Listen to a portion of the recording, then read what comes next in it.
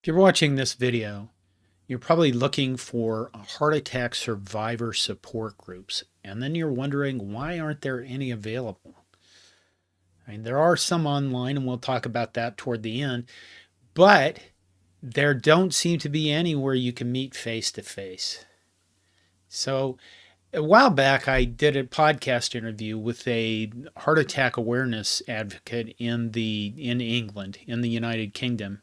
And she talked about how when she had a heart attack and left the hospital, she felt very alone. She was dealing with all this emotional fallout, and she really didn't have anybody to talk to or any place to go. And then she said 6 weeks later, after her heart attack episode, she was diagnosed with breast cancer. And when she left the hospital for that, she was contacted by all sorts of cancer support groups. And she said, quote, "I felt like I was wrapped in a warm, cozy blanket," end quote. And I think that's a good comparison about how the differences between cancer and heart attacks. Cancer, we're aware of how horrifying that is. If you get a cancer diagnosis, this has to be devastating. But few people seem to be aware of the emotional fallout from heart attack. So I asked my cardiologist about this, and he said that they're kind of aware about it. They're aware of the emotional fallout, but I get the idea that their hands are tied, especially in the United States and probably other places too, by money. In other words, the insurance probably isn't going to cover them helping with emotional support unless they get to sell you like antidepressants, which is what I was offered after my heart attack. They know that there's a lot of people who have depression after a heart attack, but they don't seem to be really doing much about it. Now, my cardiologist, several months after my heart attack, and I was well into my recovery, asked me to meet with another patient. And I met with him and talked to him for a while about what I went through. And he said later that that helped him a great deal. And I don't see that's the only time I was ever asked to do that. I have offered on several occasions. And I guess I'm making this video so that people, if they're looking for help, they know where to find it.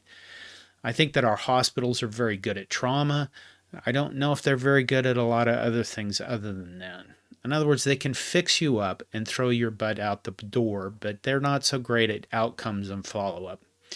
Most of us are offered cardiac rehab after we have a heart attack, and that, for me at least, was centered more on education and monitoring me and giving me support so that I felt confident my heart wasn't going to kill me again.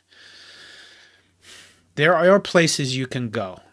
Facebook, for all the horrors of Facebook, has some very good heart attack support groups. So if you search around Facebook, you will find some pretty good support groups for both heart attack survivors and the people who care for them.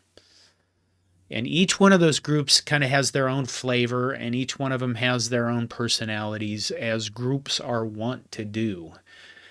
Some of the heart attack groups I'm familiar with on Facebook are Heart Results, which focuses a lot on diet and exercise, Heart Attack and Stents, the Heart Attack Support Group, Under 55 Heart Attack Survivors.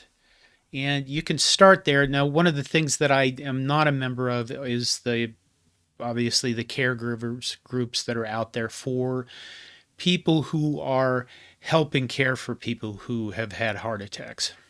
That's the best place that I've found so far for helping people with support.